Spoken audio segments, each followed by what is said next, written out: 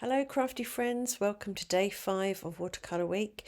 Today I'll be painting some flowers using splattering, wet on dry, glazing and wet in wet. So first things first, I drew some vague flower shapes using a light touch with a pencil. I say vague because I'm not drawing individual petals, I'm just drawing a sort of cup shape where I want my flowers to go, and as I paint you'll see those cup shapes that I've drawn take on a flower shape. In my head, these flowers started off as poppies. I don't think they are poppies at the end. They're just pretty flowers. But I decided to use red and orange for my poppy colours. And I'm doing wet on dry here. I'm just taking some red paint and painting my first poppy-esque petal on each flower. I draw the outline first, then fill in quickly so the paint doesn't have a chance to dry, and complete my shape.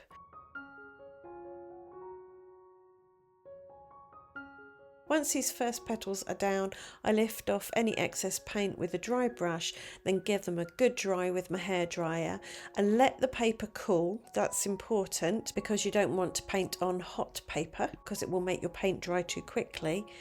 And let my paper cool before I went in and drew my second petal, or painted my second petal.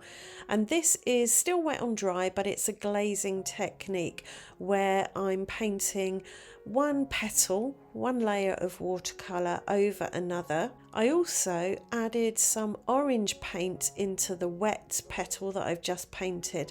That is wet in wet. That is taking wet paint, the orange paint, and putting it into the wet red paint. And that just means that the orange paint will blend beautifully and smoothly with the red paint.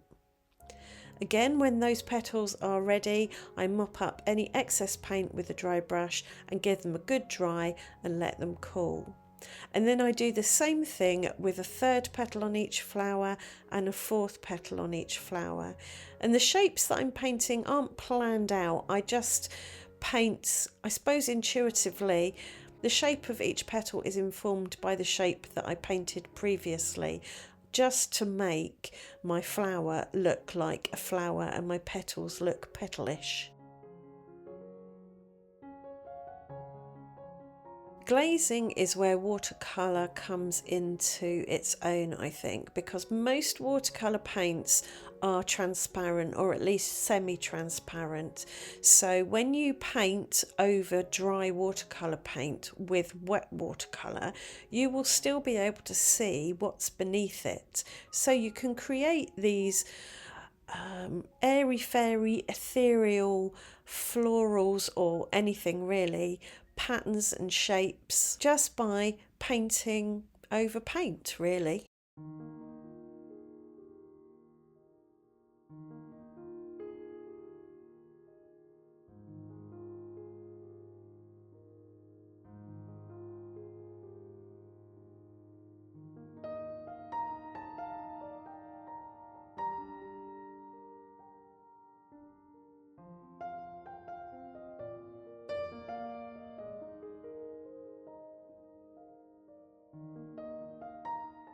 After I'd finished my petals, I prepared some green paint and painted on some stems, and this is where I started to deviate from the poppy plan. I think I panicked a bit because I couldn't quite remember what poppy leaves look like, so I just went for a generic leaf shape.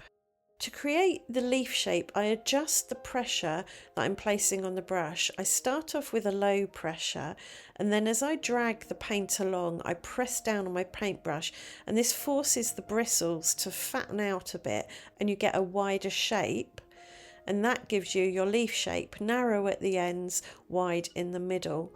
And I leave a little white gap to act as a highlight, but I also drop in some darker green to create some shadows. To add a splash of movement and vibrancy, I splattered on some of the colours that I'd use using a small brush. And then to give the flowers something in the centre of them, some anthers, I suppose, I used a bit of brown paint and a small brush and just dotted them in there. And then for some sparkle and shimmer, I brought in a gold jelly roll pen and added some extra bits amongst those brown spots. And this is the card I ended up with. I stamped a sentiment on a piece of the ivory linen textured cardstock and added it at the top. And I think that balances out the design nicely. And then I did a second one with slightly more whimsical flowers and cut the panel much smaller, and I wanted to mat it on some red cardstock, and I thought the best thing to do is just use the same red paint to colour some mixed media paper and use that as my mat. So that ties it in, harmonises everything nicely, and it doesn't have to look neat and tidy. In fact, I think it looks more watercolory if the paint on the mat is a bit haphazard and uneven.